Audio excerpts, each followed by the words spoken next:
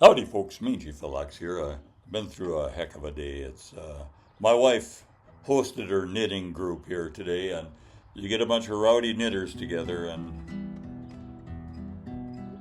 high on ice cream besides, and cookie bars, and things get ugly fast. So I wrote this ballad. The sky above was clear, well, maybe just a little cloudy.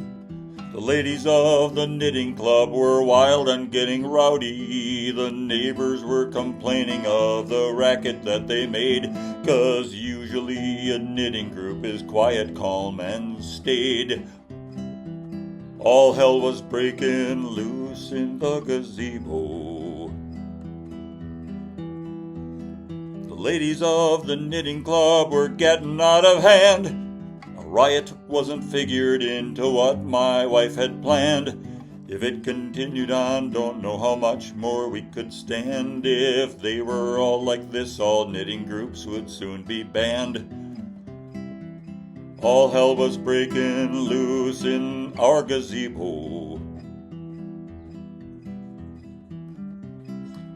Found out my Xanax was just a placebo. Geez, I was tense.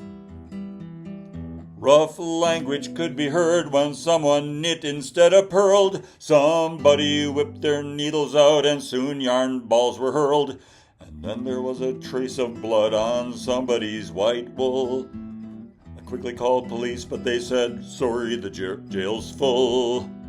Other knitters, I bet. All hell was breaking loose in the gazebo. So glad I never put on a tuxedo.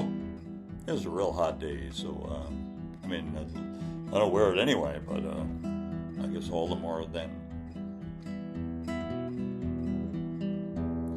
By 3 o'clock, the time the knitters usually were through, the 7 knitters there had now been whittled down to 2. I tell you this here story as a cautionary tale. When knitters show up, make sure law and order will prevail.